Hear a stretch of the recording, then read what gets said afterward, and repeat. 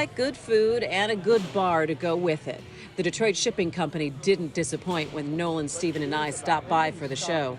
On Peterborough, at the end of Midtown, it's a collection of eateries in a building made of shipping containers. Communal tables, an upstairs art gallery, live music, and his founding partner, John Hartzell, explains it all started as a drawing on a napkin. Tell me about the facility. Obviously, the shipping containers are so unique, and it really stands out on the street. We originally started off with kind of just a hand-drawn picture of 5 rectangles on a napkin and said, what if we had an open-air concept with, food, drink, dessert, and entertainment? It kind of stemmed from date night with my wife.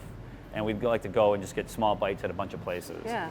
So it was like, how can we create something that gave us that element of different flavors and different tastes and an experience that you're constantly moving? How would you go about finding the places, the food places, and the vendor chefs and whatnot? So I think we actually received about 200 applications. My partner Jim, he works for Facebook, and so he's really good at targeting the market you're looking for to get response from. And so he was able to really find quality vendors on that level. And so he's in New York, I'm in Detroit. It was my job to taste a lot of food. It's a terrible job, It's a terrible job. But out of the 200, we probably did about 40 food tastings. Yeah. And from there, we probably had about 10 finalists. And it was just kind of putting together a mix of the right demographic and just a lot of layers, right? We wanted people who had business experience, had some staying power, understood how to run a kitchen, were financially strong enough that we didn't know with sharing a space like this how strong and how much sales would be for each person. We told a lot of the vendors that this isn't where you go to make $1 million, this is where you go to market and sell your business and create a name for yourself. And our hope is that you're here for a couple of years, you do well, then you go get a brick and mortar with this concept. Mm-hmm. How have you found your business and kind of making your own spot for yourself in Midtown in this resurgence of this area? Yeah, we're in an odd spot where we are right in the center of the two worlds colliding of Midtown coming south and downtown going north. So we're probably 3 blocks away from all those lines. And Peterborough was the first restaurant to kind of put their flag here and open up and turn the lights on.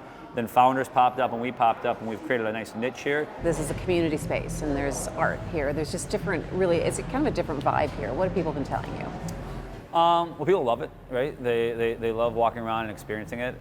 It goes from, again, that date night with my wife and I is that we don't want to dine sitting down anymore. I want to get up and I want to be engaged in the hour or two that I'm there at a business. So when you walk in, you go order your food, and while that's being made, you walk to the bar, you grab a drink. By the time you're done doing that, you haven't sat anywhere. Your food's ready. You grab your food, and a lot of it's handheld, easy food. So you can walk to the art gallery, or you can sit down if you want. But then when you're done, you can still be engaged by staying in the place, not just sitting and stagnant, but walk the art gallery, go outside. A lot of times there's live music outside. We did a beer fest last year that really was well received. I think we had about 12 different vendors out in the parking lot. There was a silent disco that happened outside, which was kind of fun to watch, especially when you don't have the headphones. Yeah, and you're like, what's happening here? Yeah. We have a t-shirt shop, a podcast studio, and things are kind of always active and something to do.